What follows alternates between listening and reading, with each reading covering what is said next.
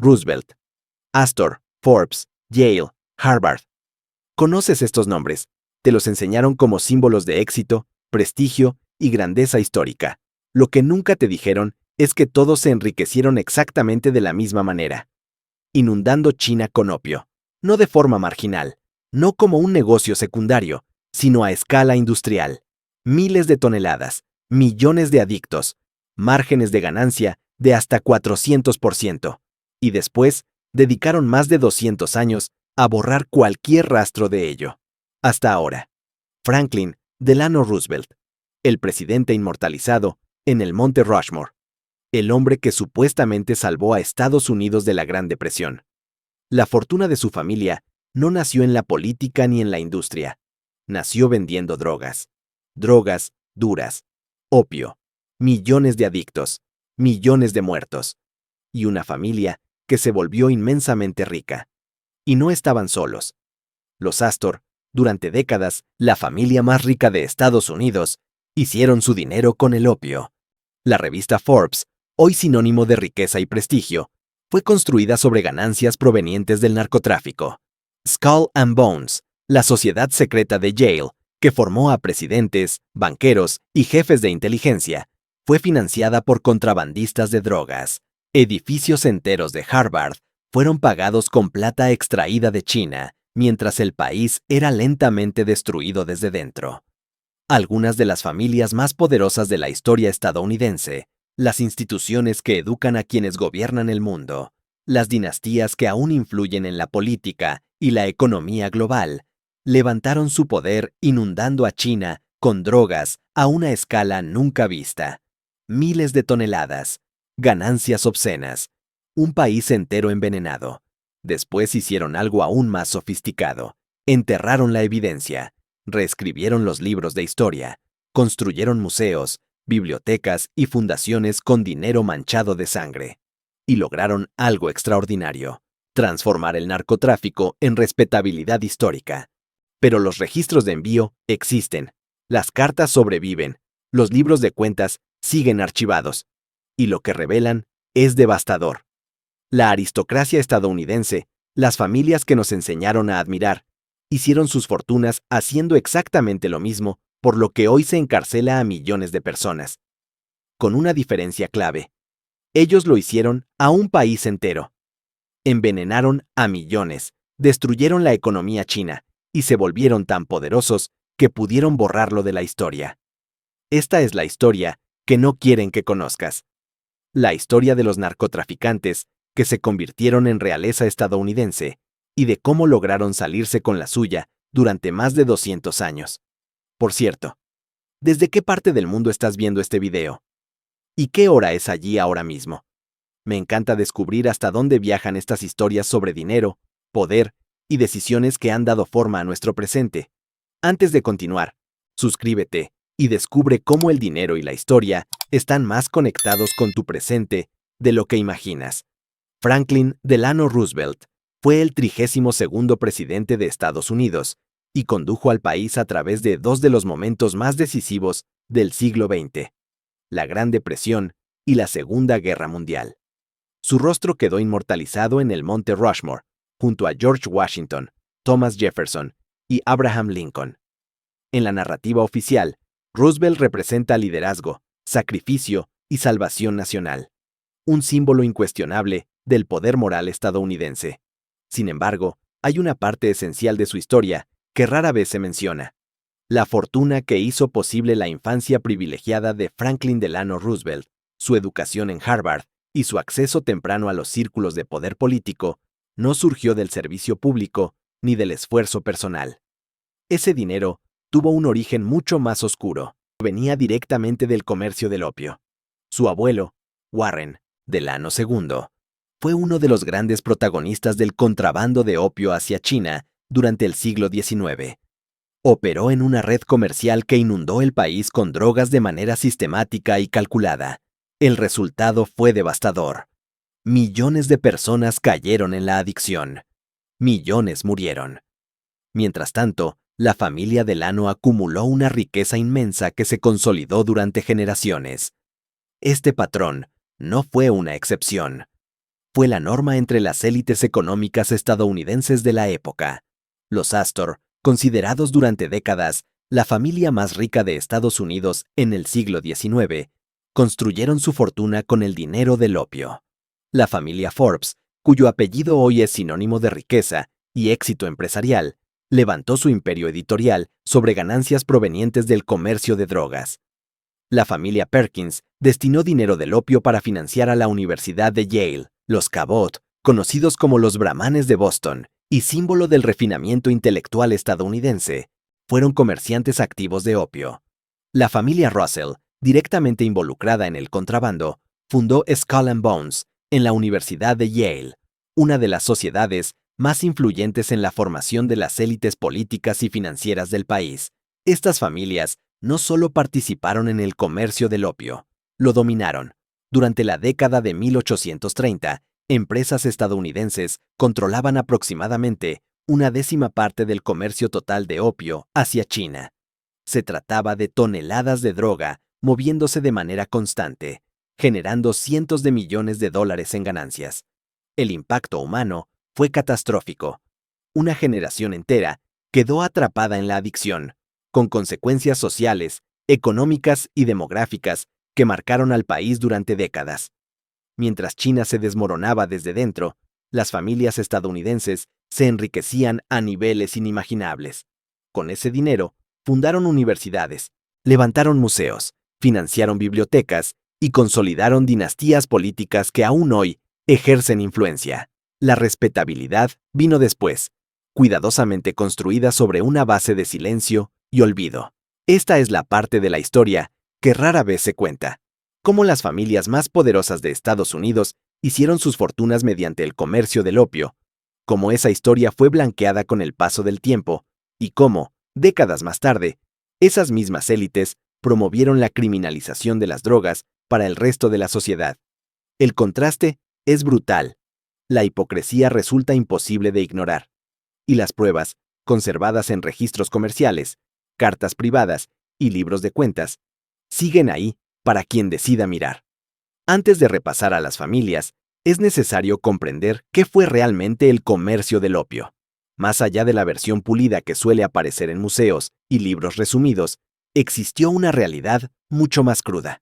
A comienzos del siglo XIX, el Imperio Británico enfrentaba un problema estructural. Compraba enormes cantidades de té, seda y porcelana a China, productos altamente demandados en Europa. Sin embargo, China casi no mostraba interés por los bienes que Gran Bretaña producía. El resultado era un flujo constante de plata que salía de las arcas británicas y comenzaba a agotarlas. La solución llegó de una forma tan rentable como destructiva. Los comerciantes británicos identificaron un producto que el mercado chino consumiría de manera masiva: el opio, cultivado en la India bajo control británico, refinado para ser fumado, y luego introducido de contrabando en China, donde su consumo era ilegal.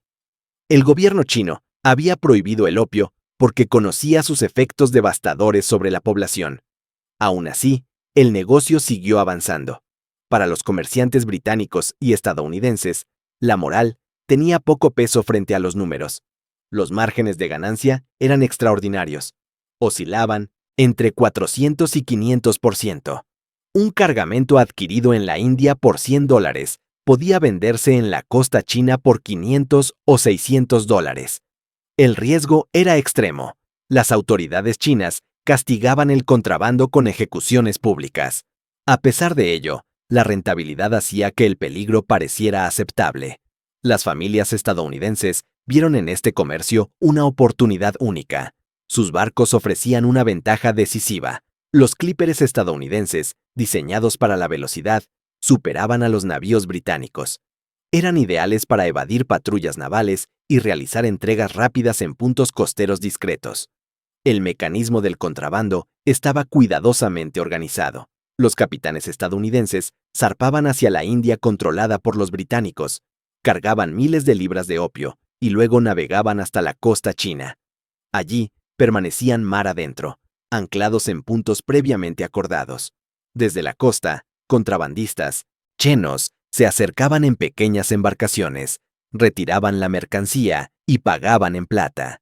Los barcos estadounidenses evitaban ingresar a puertos oficiales, manteniendo una distancia calculada que les permitía negar cualquier violación directa de las leyes chinas. La plata fluía sin interrupción. Toneladas de metal precioso viajaban de regreso hacia manos británicas y estadounidenses. Este sistema operó durante décadas, desde los primeros años del siglo XIX hasta la década de 1840, antes de las guerras del opio, y continuó incluso después.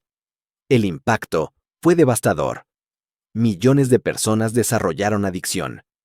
La economía china quedó gravemente debilitada. La plata abandonaba el país a un ritmo constante, drenando su estabilidad financiera. Mientras tanto, al otro lado del océano, las familias que se beneficiaban de este comercio utilizaban esas ganancias para construir imperios respetables. Con ese dinero, financiaron universidades, empresas, instituciones culturales y dinastías políticas que más tarde serían presentadas como ejemplos de éxito legítimo. Con este contexto claro, es momento de identificar quiénes fueron esas familias y cómo transformaron el opio en poder duradero. El primer caso es también el más conocido: la familia Delano, el linaje directo de Franklin Delano Roosevelt. Warren Delano II nació en el año 1809 en Massachusetts. A los 19 años, viajó a China para trabajar en una compañía comercial estadounidense.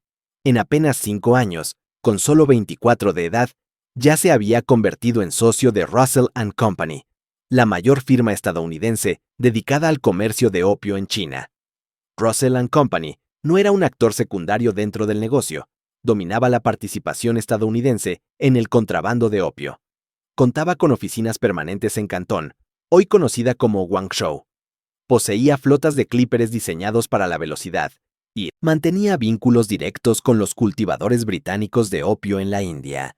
El sistema estaba perfectamente integrado, desde la producción hasta la distribución. Las ganancias fueron enormes. Warren Delano dirigió personalmente estas operaciones desde el año 1833 hasta 1846. 13 años continuos dedicados al contrabando de opio a gran escala. Al regresar a Estados Unidos, lo hizo como un hombre inmensamente rico. Su fortuna era tan grande que pudo construir una mansión de 40 habitaciones en Newburgh, Nueva York.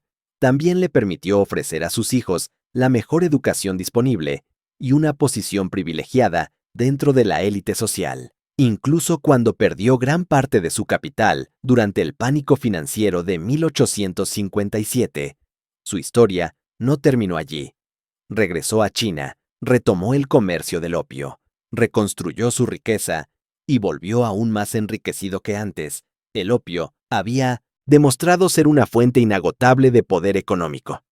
La siguiente generación consolidó ese legado. Sarah Delano, hija de Warren Delano. Segundo, se casó con James Roosevelt.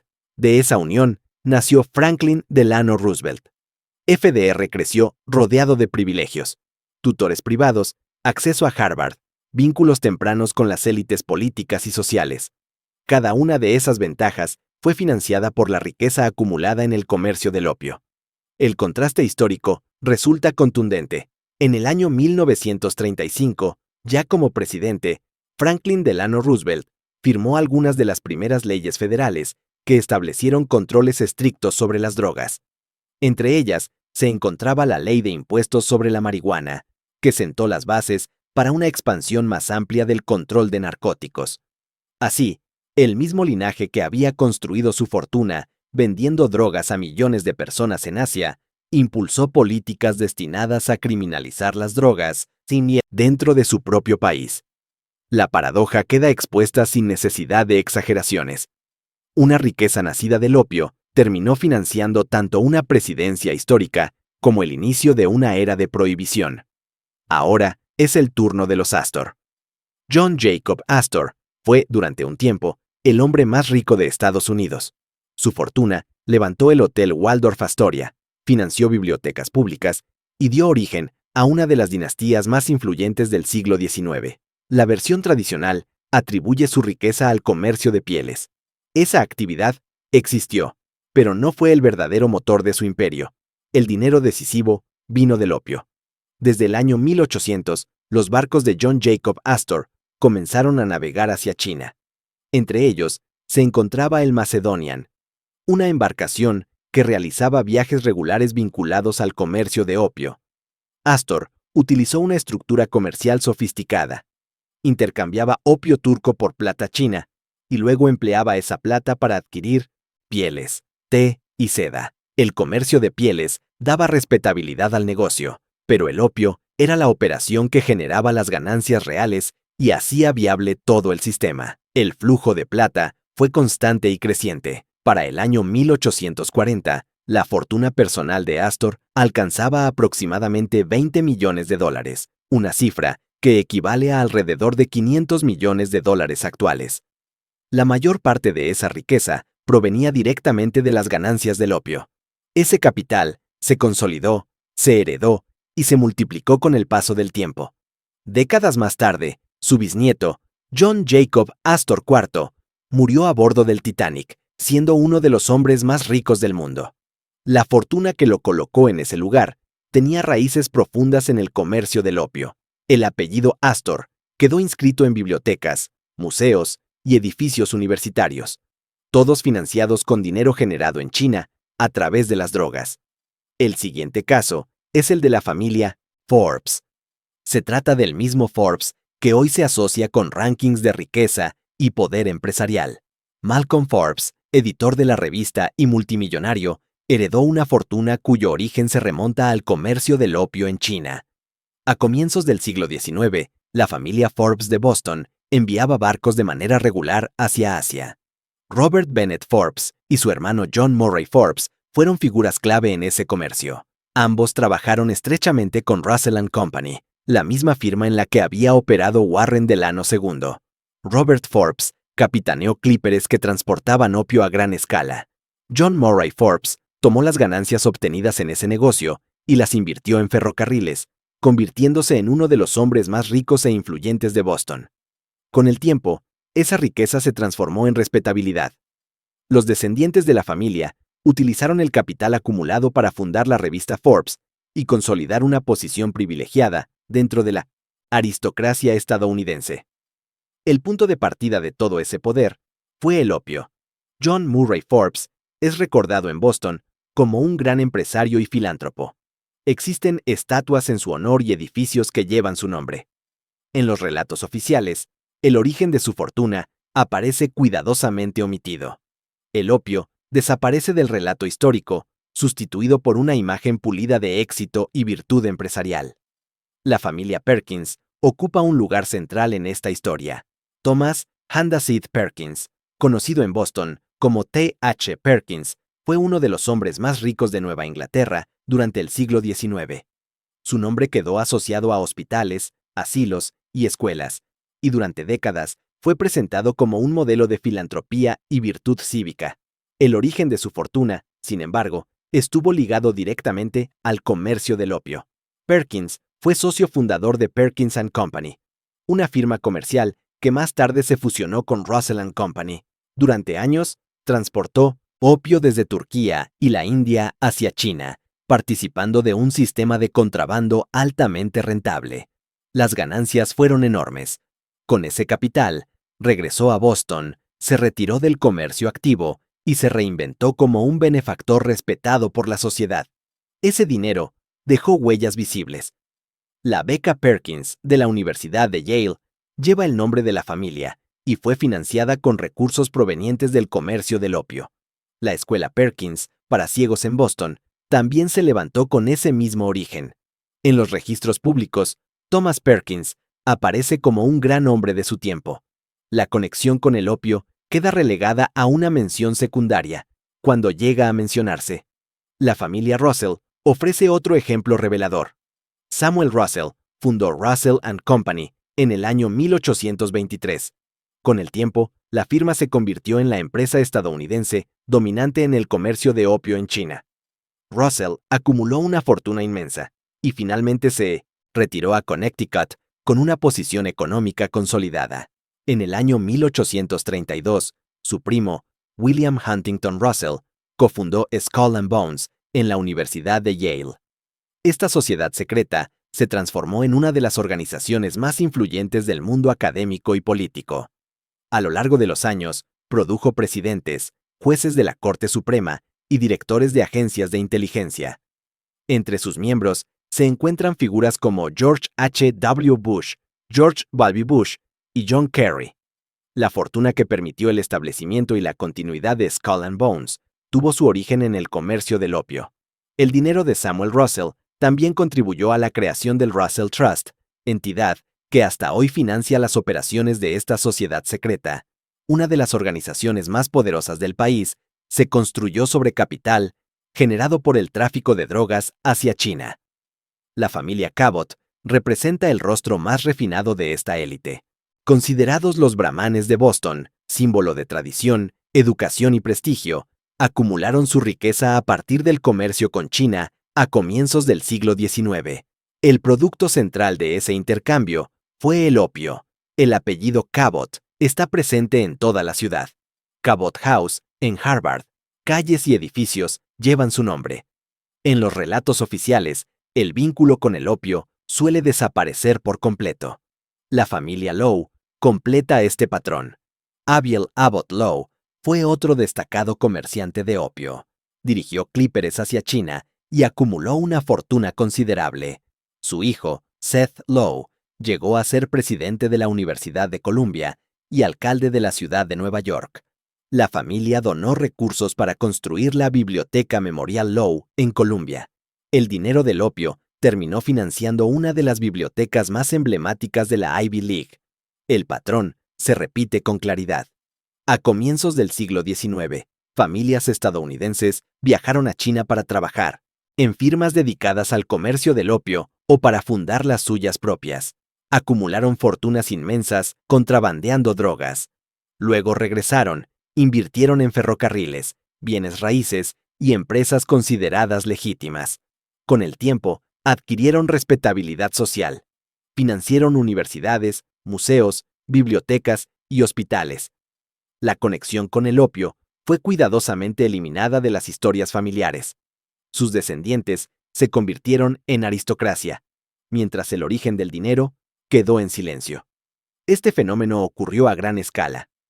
Para la década de 1830, las firmas estadounidenses controlaban alrededor de una décima parte del opio que ingresaba a China.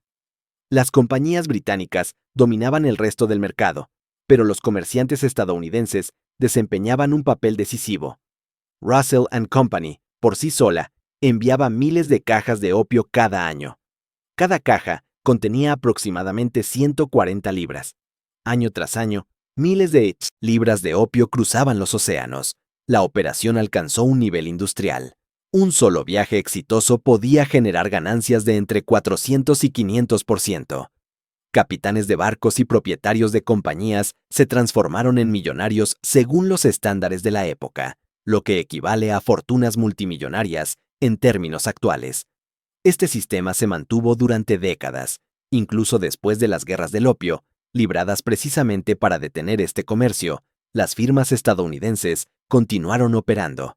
Con el tiempo, perfeccionaron las formas de ocultarlo. Ahora, es necesario detenerse en el impacto que este comercio tuvo sobre China. Para la década de 1830, las estimaciones indicaban que entre 10 y 12 millones de personas eran adictas al opio. Esa cifra representaba aproximadamente una décima parte de la población masculina adulta. La adicción se había extendido de tal manera que comenzó a paralizar la vida económica del país. Trabajadores incapaces de sostener jornadas productivas, familias empobrecidas y comunidades enteras afectadas por una dependencia constante. El daño económico fue igualmente profundo. La plata que debía circular dentro de China para sostener el comercio interno y la estabilidad financiera estaba saliendo de forma masiva para pagar el opio. Ese drenaje constante debilitó al Estado, afectó la recaudación y redujo la capacidad del gobierno para responder a la crisis. Ante esta situación, las autoridades chinas intentaron intervenir. El emperador nombró al comisionado Lin Sexu con una misión clara: erradicar el comercio del opio. Lin Actuó con determinación. En el año 1839, confiscó y destruyó aproximadamente 10.000 toneladas de opio en Cantón, enviando un mensaje contundente a los comerciantes extranjeros. La reacción fue inmediata y violenta. Gran Bretaña respondió con la guerra. Así comenzó la Primera Guerra del Opio, que se extendió desde 1839 hasta 1842. El conflicto terminó con una victoria británica y con la imposición del Tratado de Nanjing.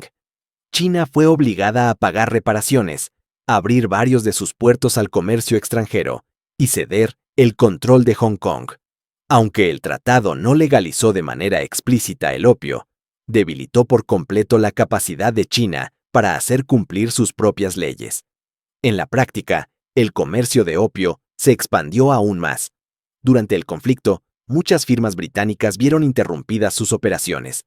Ese vacío fue aprovechado por las compañías estadounidenses. Empresas como Russell & Company asumieron una parte significativa del negocio y aumentaron sus beneficios. Una vez finalizada la guerra, tanto el contrabando británico como el estadounidense regresaron con mayor intensidad. El flujo de opio hacia China alcanzó niveles todavía más altos. A mediados del siglo, la historia volvió a repetirse. Entre 1856 y 1860 estalló la Segunda Guerra del Opio. China intentó nuevamente frenar el comercio. Gran Bretaña y Francia respondieron con una nueva intervención militar. El resultado fue aún más severo. China fue obligada a legalizar el opio y a abrir más puertos al comercio extranjero. Una vez más, las firmas estadounidenses obtuvieron ventajas durante el conflicto y en los años posteriores, ampliando su participación en el negocio. El costo humano fue devastador. Millones de personas atrapadas en la adicción, familias destruidas y una economía profundamente dañada. Mientras tanto, en ciudades como Boston, Nueva York y Connecticut, las familias estadounidenses que se habían beneficiado del comercio del opio levantaban mansiones, financiaban instituciones educativas y consolidaban su lugar entre las élites sociales, muy lejos de las consecuencias que su riqueza había provocado al otro lado del océano. Aquí aparece el giro más indignante de toda esta historia. Las mismas familias que acumularon fortunas colosales vendiendo opio dieron un paso más tarde y promovieron la criminalización de las drogas para el resto de la sociedad.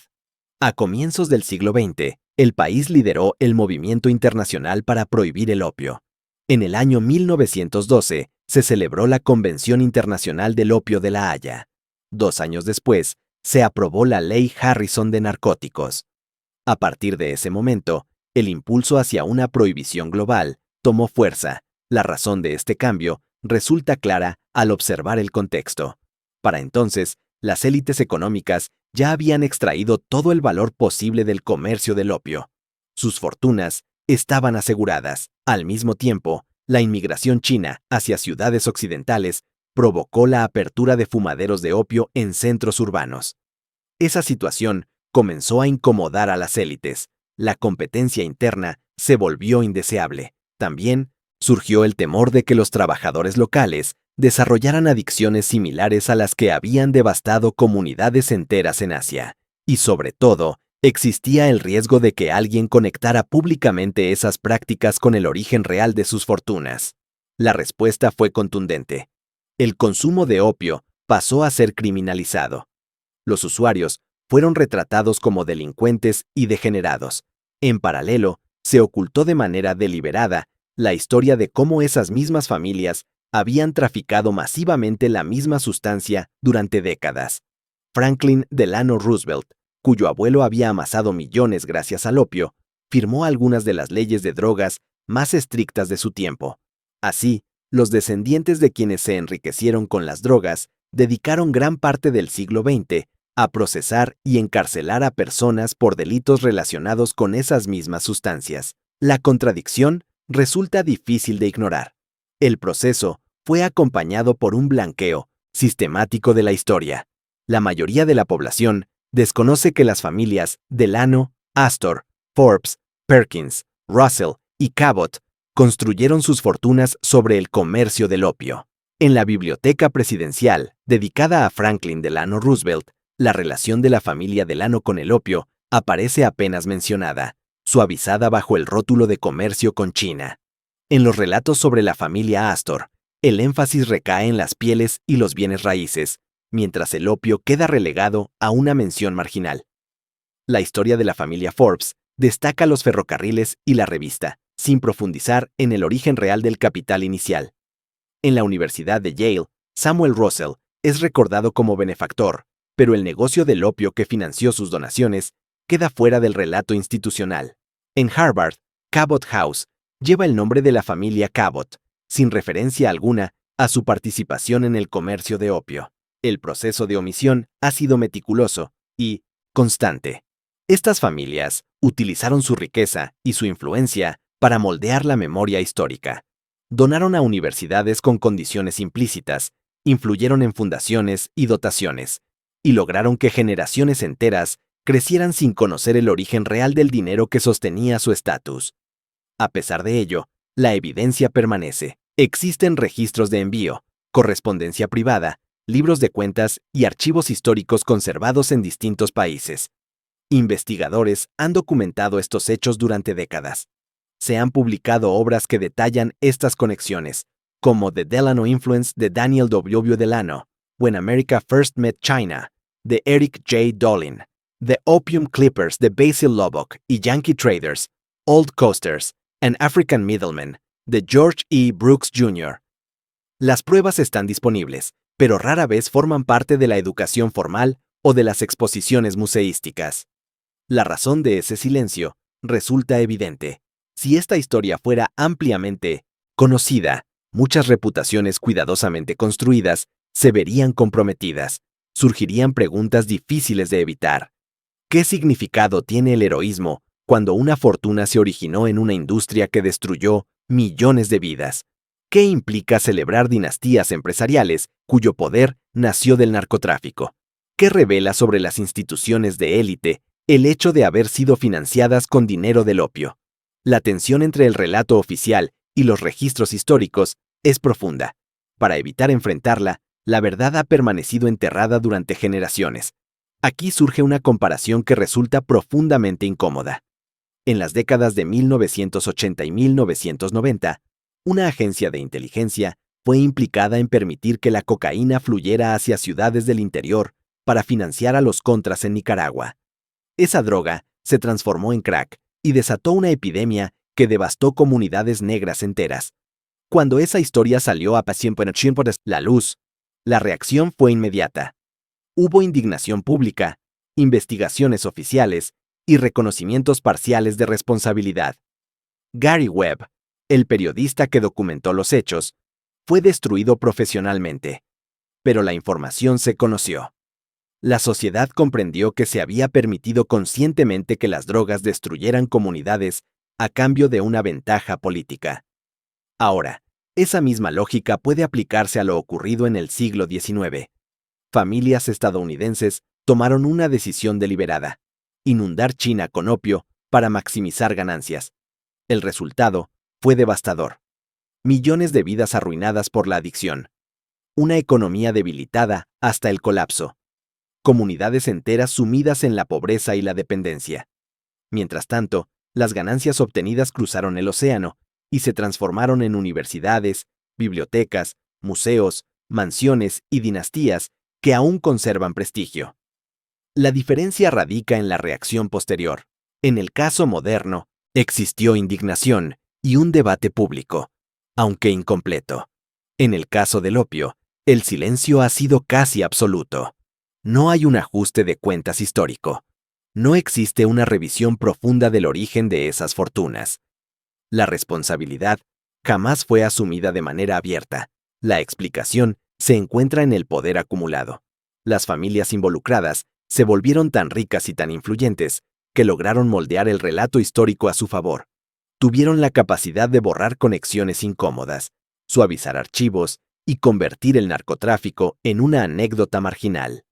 Con el tiempo, sus acciones quedaron ocultas bajo capas de filantropía, respetabilidad y prestigio académico. De ese modo, los crímenes económicos del pasado fueron relegados al olvido. Las fortunas siguieron creciendo. Los apellidos se convirtieron en sinónimos de honor. Y los descendientes heredaron un legado de lujo y poder, sin verse obligados a confrontar nunca el verdadero origen de la riqueza que los sostuvo durante generaciones. Conviene ser precisos con la magnitud de lo ocurrido. Las estimaciones más conservadoras indican que las firmas estadounidenses obtuvieron entre 50 y 100 millones de dólares del comercio de opio en China entre los años 1800 y 1860. Se trata de cifras expresadas en dinero del siglo XIX. Al ajustarlas al valor actual, ese rango equivale aproximadamente a entre 1,5 y 3 mil millones de dólares. Y esas cifras representan únicamente las ganancias netas. El valor total del opio transportado y vendido fue varias veces superior. Este comercio estuvo lejos de ser una actividad marginal o improvisada. Se trató de tráfico de drogas a escala industrial. Existían barcos especializados, almacenes costeros, agentes comerciales, redes de sobornos y una estructura logística completa diseñada para sostener el flujo constante de mercancía. Las firmas estadounidenses involucradas empleaban a miles de personas.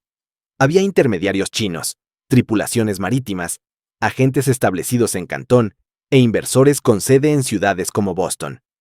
Todo funcionaba como una empresa criminal organizada de enormes proporciones. La diferencia fundamental residía en la percepción.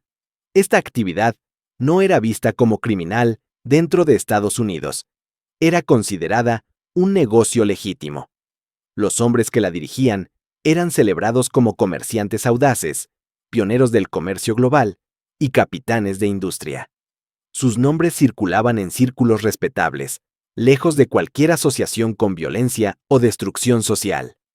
Para comprender la escala real, basta con trasladar el patrón al presente. Un grupo de multimillonarios contemporáneos dirigiendo una red que inunda un país vecino con una droga altamente adictiva, provocando millones de adicciones y cientos de miles de muertes.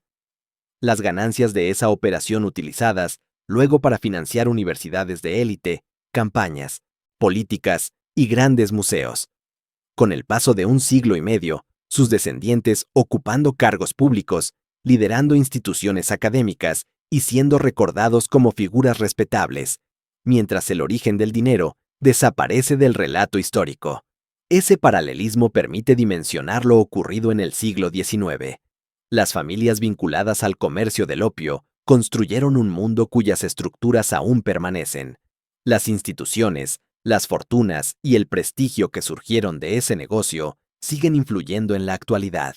La diferencia es que el tiempo y el poder lograron convertir ese origen en un tema del que rara vez se habla, como si formular preguntas al respecto nunca hubiera sido parte de la historia. En China, esta historia permanece viva. Las guerras del opio ocupan un lugar central en la memoria colectiva y en la identidad nacional. Ese periodo es conocido como el siglo de humillación, una etapa marcada por la intervención de potencias occidentales que forzaron la entrada del opio, fragmentaron el territorio y sometieron al país a una serie de derrotas políticas y militares. Este capítulo se enseña de forma sistemática en las escuelas.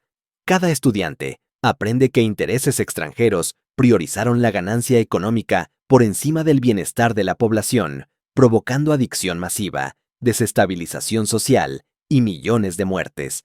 La conexión entre el opio, la colonización y las guerras posteriores forma parte del relato histórico oficial.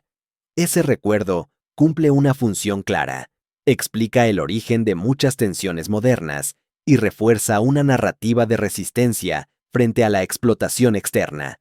La historia se transmite de generación en generación como una advertencia y como una lección sobre el costo real de la debilidad frente a intereses extranjeros. En contraste, en Estados Unidos, este episodio histórico rara vez ocupa un lugar destacado en la educación formal. La mayoría de la población tiene dificultades para explicar qué fueron las guerras del opio o por qué ocurrieron. Mucho menos se menciona que familias estadounidenses obtuvieron enormes beneficios económicos a partir de ese conflicto. Tampoco suele señalarse que esas mismas familias conservan una influencia significativa en la economía, la política y las instituciones culturales hasta el presente. El contraste entre ambos enfoques resulta llamativo. Mientras en China se recuerda y se enseña de manera explícita lo ocurrido, en Estados Unidos el tema queda diluido, simplificado o directamente omitido. El daño causado se desvincula de los beneficiarios concretos. El resultado es una memoria incompleta, cuidadosamente pulida con el paso del tiempo. Las familias que se enriquecieron gracias al comercio del opio encontraron en ese silencio una forma de protección duradera. La ausencia de cuestionamientos permitió que sus nombres se asociaran únicamente con filantropía, liderazgo y prestigio. Así, la historia permaneció fragmentada, plenamente recordada en un lado del mundo y cuidadosamente blanqueada en el otro. Llegados a este punto, surge una pregunta inevitable sobre qué hacer con toda esta información. El primer paso consiste en decir la verdad de forma clara y directa. Las familias Delano, Astor, Forbes, Perkins, Russell, Cabot y Lowe construyeron sus fortunas vendiendo opio a China. Millones de personas desarrollaron adicción. Millones murieron. La economía china quedó gravemente dañada. Mientras tanto, esas familias acumularon una riqueza suficiente para fundar dinastías que aún perduran. El segundo paso es reconocer la hipocresía histórica. Los mismos linajes que se enriquecieron con el comercio de drogas promovieron más tarde la criminalización de esas mismas sustancias para el resto de la sociedad. Utilizaron su poder económico y político para impulsar políticas de prohibición, mientras ocultaban cuidadosamente que su propia prosperidad había nacido del tráfico masivo de opio. El tercer paso implica examinar con espíritu crítico las instituciones levantadas con ese dinero.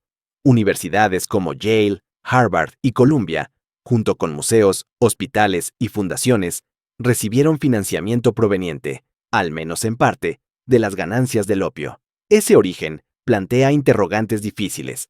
Corresponde preguntarse si esas instituciones deberían reconocer públicamente esa historia. También surge el debate sobre reparaciones y sobre la responsabilidad de las familias que continúan beneficiándose de ese legado. Estas cuestiones generan incomodidad, pero resultan necesarias. Las familias involucradas siguen ocupando posiciones de poder. Los Delano, los Forbes, los Russell y los Cabot continúan formando parte de la élite económica y social. La riqueza y la influencia que conservan tienen raíces directas en el comercio del opio. A lo largo del tiempo, ese origen jamás fue enfrentado de manera abierta ni asumido públicamente. El silencio permitió que el poder se mantuviera intacto. Romper ese silencio transforma la historia en algo más que un relato del pasado. La convierte en una responsabilidad pendiente. Franklin Delano Roosevelt llegó a la presidencia respaldado por una fortuna familiar, cuyo origen se encuentra en el comercio de drogas hacia China. La familia Astor levantó su imperio económico sobre las ganancias del opio. La revista Forbes existe gracias al capital inicial generado en ese mismo comercio. Skull and Bones, una de las sociedades más influyentes del mundo académico y político, fue financiada con dinero del opio. Universidades como Harvard, Yale y Columbia cuentan con edificios y programas pagados, al menos en parte, con ganancias obtenidas de ese tráfico. Estos hechos no pertenecen al terreno de la especulación ni de teorías ocultas. Se trata de historia documentada. La evidencia permanece en archivos históricos, correspondencia privada, registros de envío y libros de cuentas. Investigadores han examinado estos materiales durante décadas. Existen libros que detallan estas conexiones con rigor académico. A pesar de ello, la mayoría de la población desconoce esta historia porque fue sistemáticamente enterrada, suavizada y eliminada de la narrativa oficial. El silencio no fue accidental. Las familias que se beneficiaron de este comercio tuvieron tanto poder económico y social que pudieron moldear la forma en que se contaba el pasado. Al hacerlo, protegieron su reputación y aseguraron que sus apellidos quedaran asociados únicamente con prestigio, filantropía y liderazgo. Si esta historia fuera ampliamente conocida, el impacto sería profundo. quedaría claro que algunas de las familias más poderosas, respetadas e influyentes de la historia moderna son descendientes directos de narcotraficantes.